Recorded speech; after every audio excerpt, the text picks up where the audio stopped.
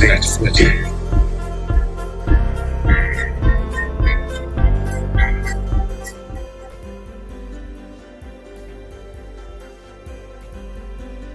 This is episode 512 on the 25th of April 2022.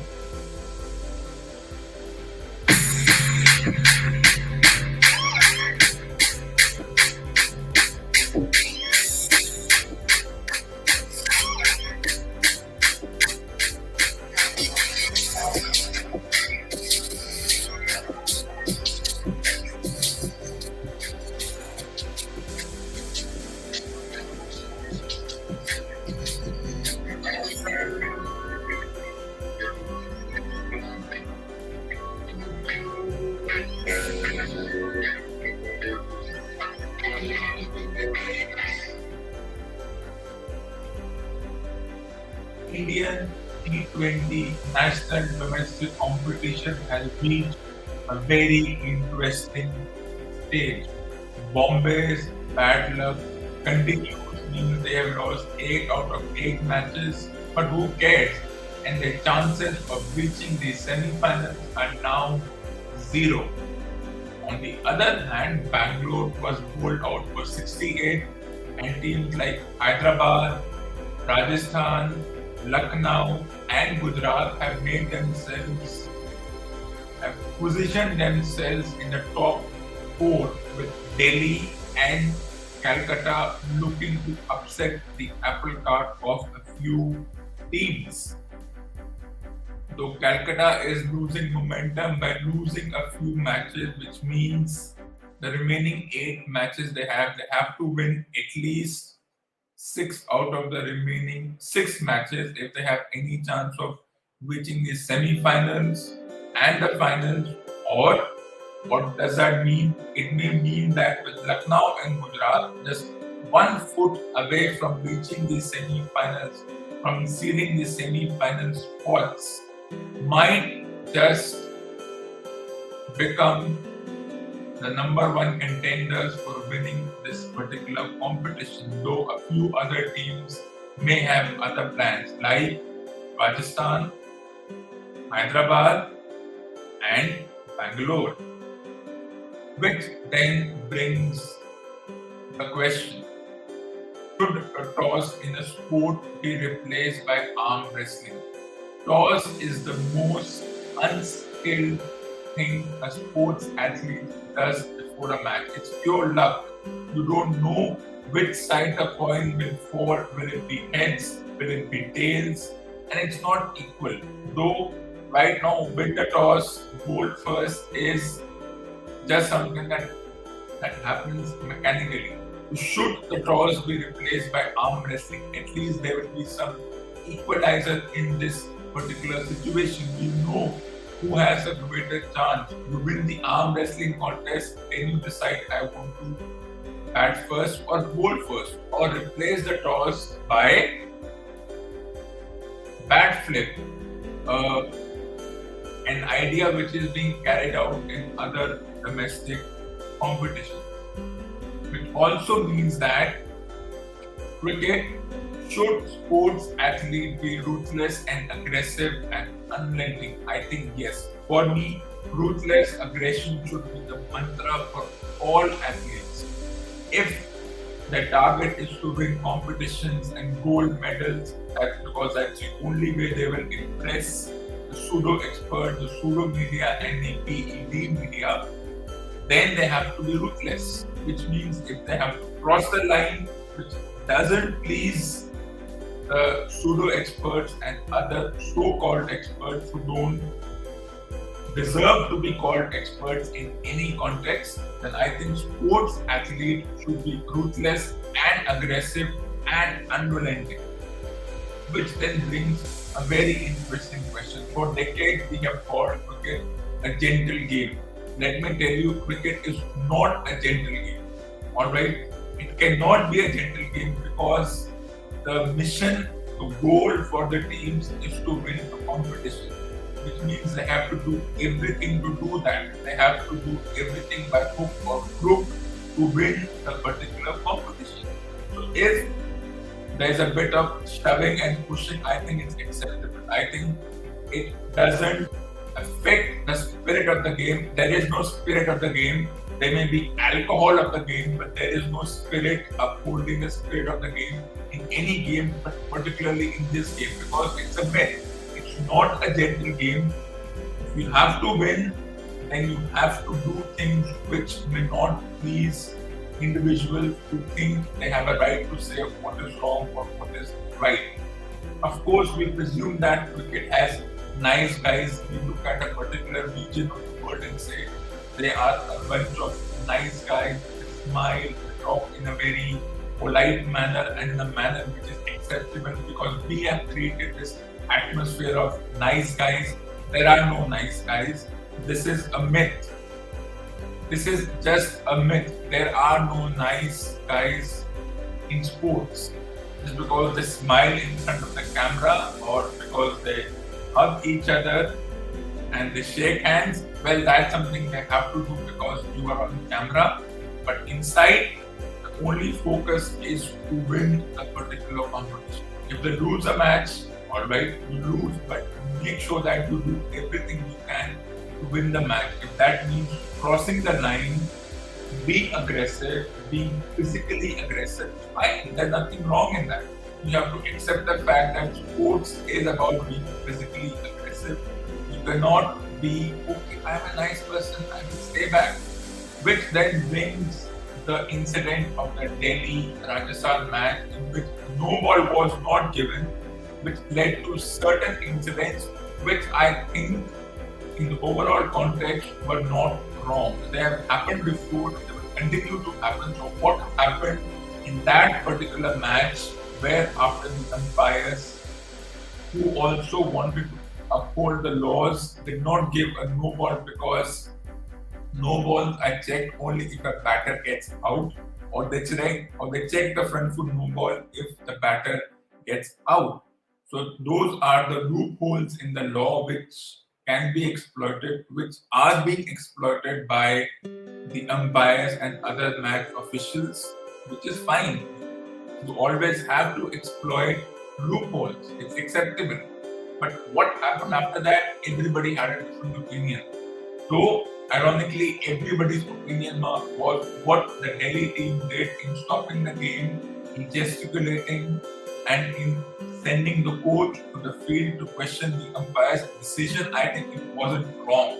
You can do that, you should do that, and I think I'm not going to say that what it was absolutely correct, but they had the right to ask the question, why was it not given a no ball?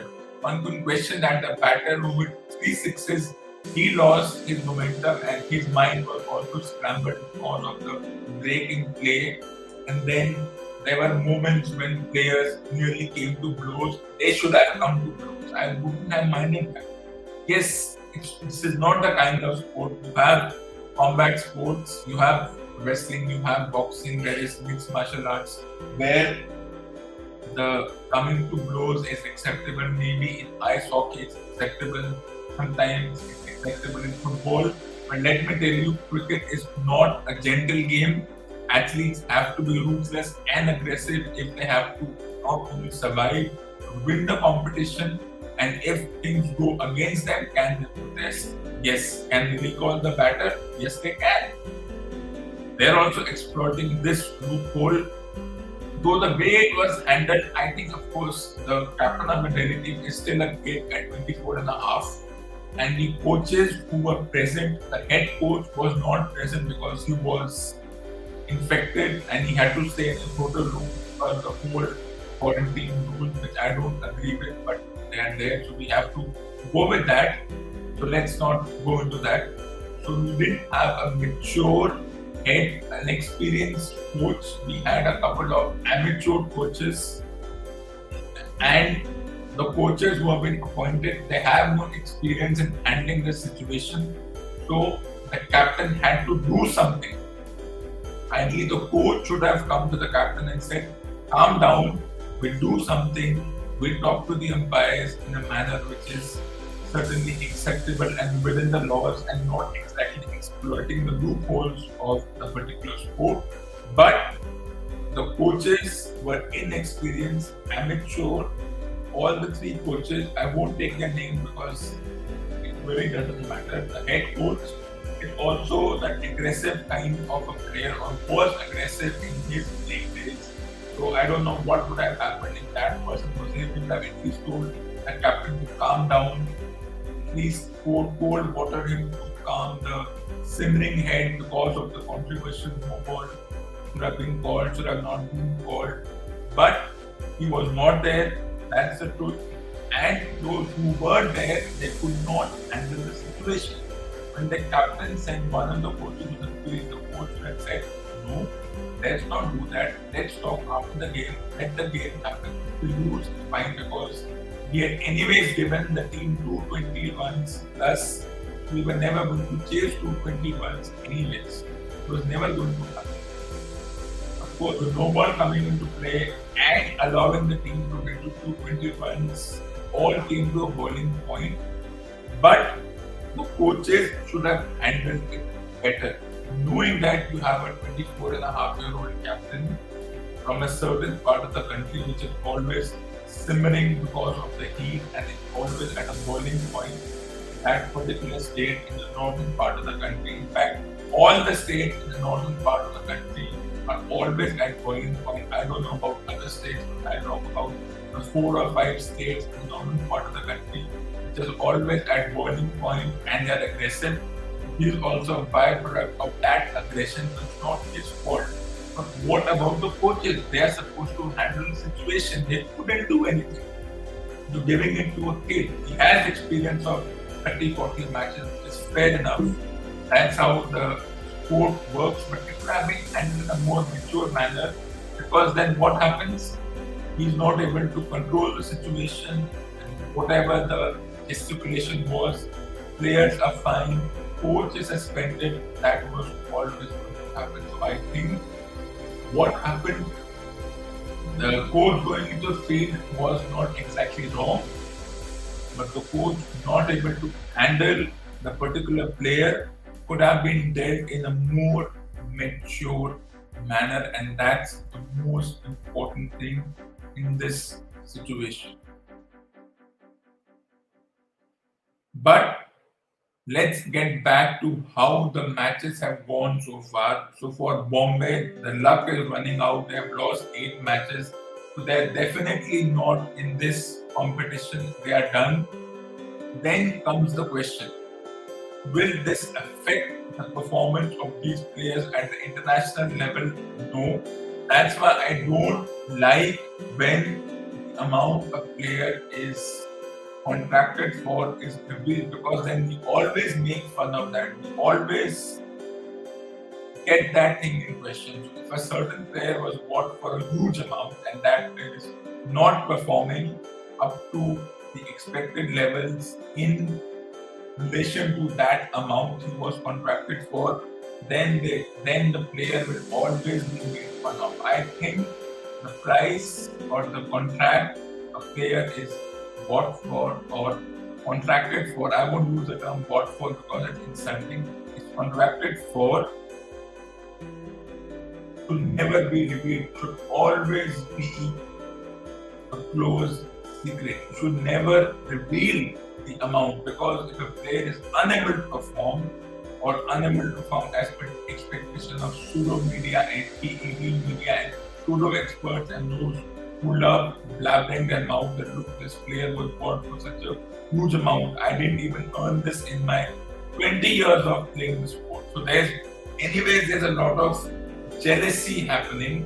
The former players, especially those who played in an era where they were receiving peanuts in terms of match fees, are now jealous, though they're receiving more than peanuts as commentators. So they cannot complain that they're not at par with the players who are receiving exorbitant amounts as match fees. But the jealousy factor will always be there. Then teams like Gujarat and Lucknow, why are they doing well? I think it's a bit of luck, and they have nothing to lose. They're new teams in terms of players from other teams coming together. So they have shed the burden of previous teams and they have come together and the mission is to win. They will be aggressive and they have reached over there a bit of luck, a bit of decent planning as far as this competition is concerned. So it's working for teams like Gujarat and Lucknow. So Gujarat and Lucknow almost in the semi-finals, couple of matches away, which means we will have a new champion. Or if Hyderabad and Rajasthan also make it, Hyderabad will look for its third title. Rajasthan's wait of 15 years might end as they look for their second title. Now, a few individuals will say that Hyderabad only won once. No, Hyderabad won in 2009 when they were Deccan Chargers. They won in 2016 when they were Hyderabad. For Hyderabad, 2 titles. For Calcutta, it's 2 titles. For Rajasthan, 1. Chennai and Bombay. Well, this phase of Chennai and Bombay may end. Remember, 2018 Chennai, 2019 Bombay, 2020 Bombay, 2021 Chennai. This Chennai Bombay musical chair story may end, and we may see a new champion in terms of the fact that there will be a new team in the last 5 years winning since 2016. And also, you may see teams get their second or third title, that is in Calcutta and Hyderabad. Second title as far as Rajasthan is concerned, maiden title in their first year as a team with Lucknow and Gujarat, with teams like Punjab and Delhi looking to place on sport, but they have to be a lot better just to reach the semi-finals, because all you need is probably 16 or 18 points to reach the semi-finals. That's what I think the story is as far as the semi-final is concerned, which means if the team have to be aggressive, let them be aggressive. That's why I say, replace the toss by arm wrestling or let there be a 100-meter dash. It will be equal, because the toss, as in the coin toss, is the most medieval thing that happens on that field. Anyways, a lot of laws are medieval. Umpires don't have a uniformity as far as no balls and bites and overall decision making is concerned. I wrote an article a couple of years ago. Umpires are quasi-judicial power. They don't have much authority on the field. They're just there for the sake of being there to give things like out and not out. You could replace them by robots. It won't make a difference. And I said 4 years ago in an article that maybe umpires should have enough responsibility to give players red card or green card for immediate fines. If we have to wait for the match referee, then the enormity of whatever happened on the field, whether it's wrong, right, good, bad, ugly, it's already lost. And just to reiterate, should sports athletes be ruthless and aggressive and unrelenting? Yes, it doesn't matter which sport it is. And just to put more emphasis on the point, cricket, especially since we call it a gentle person's game or something similar, it's not. Those who say it, they themselves have done a lot of uncharacteristic things or things which are not supposed to be of a certain nature. I don't think there is any gentle thing, because the gentle thing is all a colonial hangover. It's not. This gentle thing, this discussion about being a gentle sport, it has to go away. You have to bring aggression, you have to bring ruthlessness, shoving, pushing, a bit of angry gestures. As long as it doesn't lead to any untoward incident, it's fine. And therefore, it's a myth that there are nice guys. We are still obsessed with a certain generation. We think that they were nice guys. We don't know if they were nice guys. They were nice on the field because of the camera presence. We don't know what kind of discussion they had in the locker room with no camera present. So nowadays, there is camera in the locker room, but even that is scripted and choreographed. When you see them in the locker room enjoying themselves, they are aware that they are in front of a camera, so they'll be nice to their friends. They'll enjoy each other's company. But that doesn't happen. Once they're off camera, if there are heated discussions, let there be heated discussions. If they have to feign being nice on the field for the sake of young kids watching, I don't think young kids are affected by all this charade, but that's the nature of how this particular thing plays out.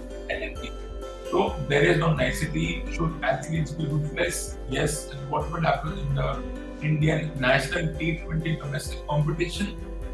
Gujarat, Lucknow, Pakistan, Hyderabad are the four teams who will seal their semi-final spots, which means a fresh champion and a couple of teams looking to win their second and third title respectively, with Delhi, Punjab and Calcutta looking to upset the apple cart of at least a few of these teams. But where does that leave Bombay and Chennai? Chennai might still surprise. They have at least 4 points. They have to win the remaining 7 matches to have even 5% of a chance. But for Bombay, it didn't work this year. It didn't work. Let's accept it. Happens. He formed a halo around Bombay as the best team. It all comes crashing down. Let's accept that fact.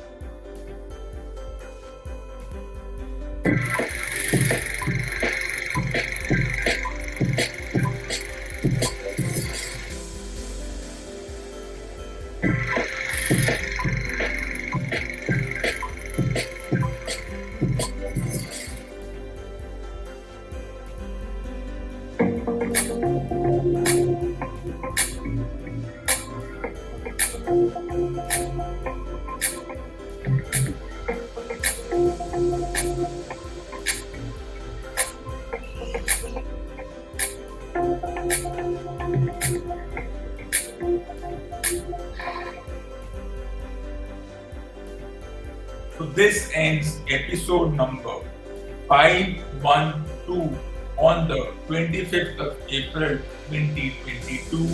Stay tuned for the next episode, episode 513 on the 27th of April 2022.